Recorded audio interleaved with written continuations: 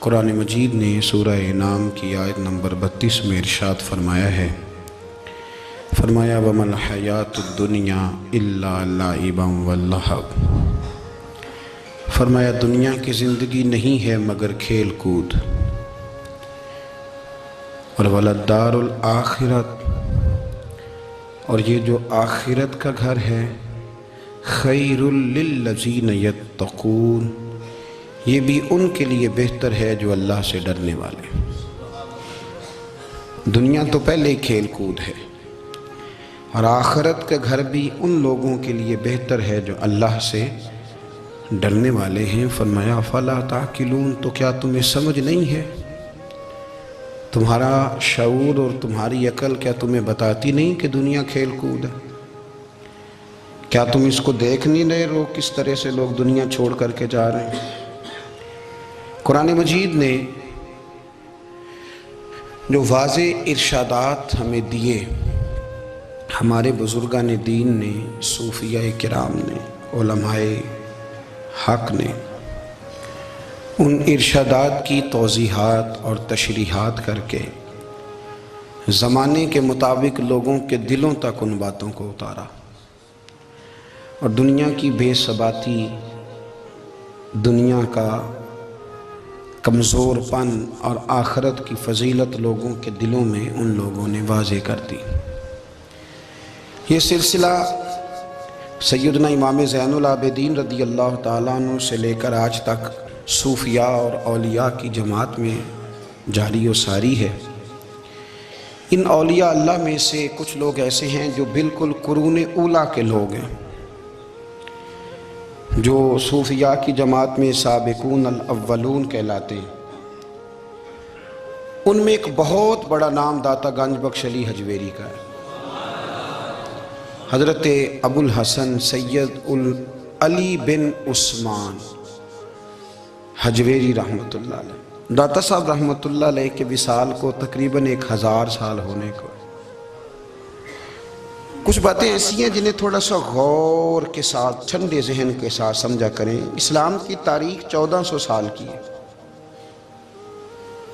اور 1000 سال پہلے کے داتا صاحب بزرگ ہیں۔ داتا صاحب فرماتے ہیں میں اس زمانے میں مرید ہوا، مجھے اجازت ہوئی، میں نے اپنے مرشد کی خدمت کری، پھر مجھے حکم ہوا، اپنے قلم سے لکھتے ہیں، پھر میں لاہور آیا۔ اگر 1000 سال پہلے سے پیری مریدی کا، طریقت کا، تصوف کا سلسلہ جاری ہے، آج لوگ کہتے ہیں یہ نئی بات ہے، یہ کل شروع ہوا ہے۔ داتا صاحب رحمۃ اللہ علیہ کے وصال پر ان کا عرس شروع ہوا، یعنی عرس بھی 1000 سال سے ہوتے چلے آ رہے ہیں۔ آج بعض لوگوں کو غلط فہمی ہوتی ہے کہ یہ آج کی کوئی نئی ایجاد ہے، اور اگر 1000 سال پہلے کے لوگ ضرورت محسوس کرتے تھے کہ پہلے کسی درویش کی خدمت کریں گے تو پھر ہمیں کچھ ملے گا، تو ہمارا تو زمانہ ہی بڑا عجیب ہے۔ یہاں بہت سارے لوگ ہیں جو کہتے ہیں میں خود قرآن جانتا ہوں، حدیث جانتا ہوں، میں خود بڑا سمجھدار ہوں، مجھے کسی کی کیا ضرورت ہے۔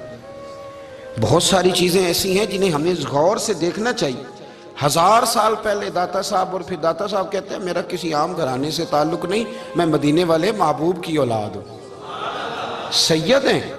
اس کے باوجود ایک جگہ پہ گئے ہیں، تربیت لی ہے، پھر وہ لاہور تشریف لائے ہیں، اور داتا صاحب فرماتے ہیں کہ میں ہندوستان کے اس ایریے میں آ کے بیٹھا ہوں جہاں زندگی کی سہولیات بھی پوری میسر نہیں ہیں مجھے۔ لاہور 1000 سال پہلے آپ اگر اس کا نقشہ دیکھیں تو کیا نظر آئے گا؟ جن لوگوں نے ابھی 40 سال 35 سال پہلے لاہور کو دیکھا ہے وہ بھی جانتے ہیں اس کی کیفیات کیا تھی۔ تو 1000 سال پہلے کا لاہور جہاں داتا صاحب تشریف لائے، داتا گنج بخش علی حجویری نے وہاں بیٹھ کر قرآن و سنت کی تشریحات کی۔ داتا صاحب نے مسجد بنائی۔ اب لفظ داتا سے بھی بڑا اختلاف ہے لوگوں کو، حالانکہ داتا کا معنی دینے والا، اور اللہ کے جو 99 نام ہیں نا، ان 99 ناموں میں سے کوئی نام داتا ہے۔ ایسے لوگ کہتے ہیں یہ تو اللہ کا اسم، بھئی یہ لفظ داتا تو ویسے ہی عربی کا لفظ ہی نہیں ہے۔ تو آپ چیزوں کو گھسیٹ گھساٹ کے اگر لے کے نا قرآن مجید میں آپ اپنے ماں باپ کے لیے دعا کرتے ہیں رب ارحمہما کما ربیانی صغیرا، یا اللہ ان دونوں کو بخش دے جو بچپن میں میرے رب بنے۔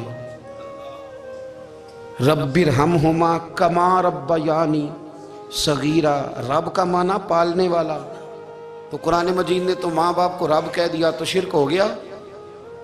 وہاں اللہ رب اور معنوں میں ہے، ماں باپ رب اور معنوں میں ہے۔ یہاں معنی پالنے والے کا ہے۔ ماں باپ اولاد کو پالتے ہیں نا، اصل پالنے والا کون ہے؟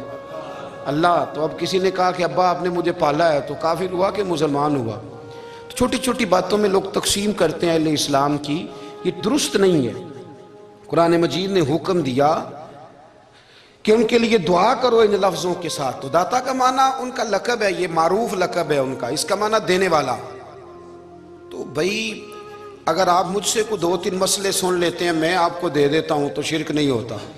میرا استاد اگر مجھے 2-4 باتیں سکھاتا ہے تو شرک نہیں ہوتا۔ آپ کے اور میرے بزرگ والدین ہمیں کو 2-4 ہزار دیں، ہم ان سے مانگ لیں تو شرک؟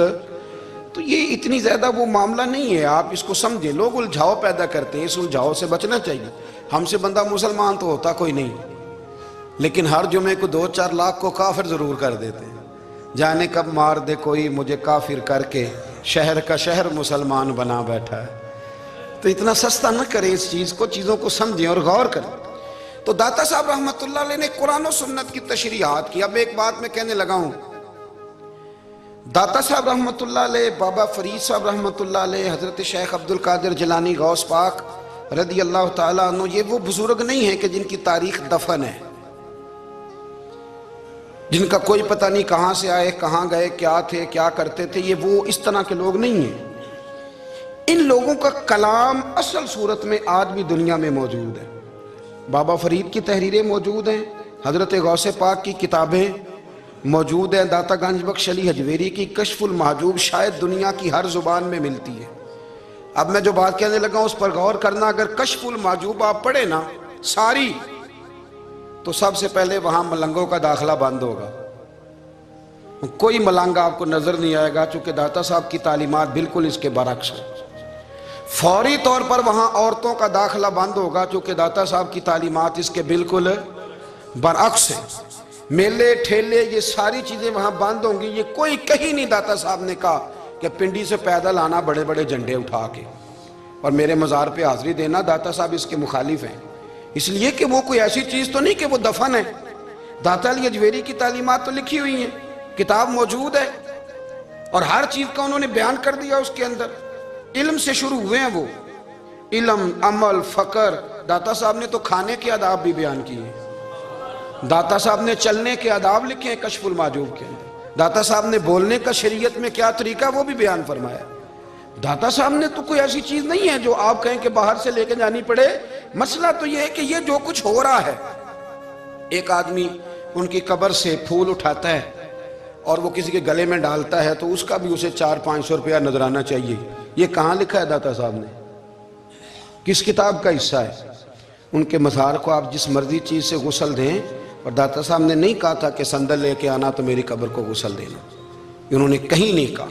کیوں زیادتی کرتے ہیں مشائخ کے ساتھ؟ میرے اعلیٰ حضرت فاضل بریلوی رضی اللہ تعالیٰ عنہ سے کسی نے پوچھا تھا، ہم بڑی لوگوں کی باتیں سنتے ہیں، مزارات پہ لوگ جاتے تھے تو نفع ہوتا تھا، اب کیا بات ہوئی؟ اب اس طرح سے ہماری دعائیں مستجاب نہیں ہوتی۔ تو اعلیٰ حضرت فرمانے لگے، تم بزرگوں کے مزاروں پہ غیر شرعی کام کرتے ہو، اللہ والے تم سے ناراض ہو گئے، وہ تو تم سے ناراض ہیں، وہ تمہاری سفارش کریں گے اللہ کی بارگاہ میں، وہ تو ناراض ہیں تم سے۔ تم وہاں جا کے جو کچھ کرتے ہو وہ ان کو راضی کرنے والا ہے کہ ناراض کرنے والا ہے؟ تو داتا صاحب نے تعلیم، سب سے پہلے آپ نے اسبات علم کا باب باندھا ہے، اور آیت یہ لکھی ہے پہلے، انما یخشی اللہ من عبادہ العلماء۔ آپ فرماتے ہیں علم ہوگا تو بندہ اللہ سے ڈرے گا، اور بڑی یہ سخت بات ہے، پر داتا صاحب نے لکھی ہے، میری مجبوری ہے، تعلیمات داتا گنج بخش موضوع ہے، یہ بات کرنی پڑے گی۔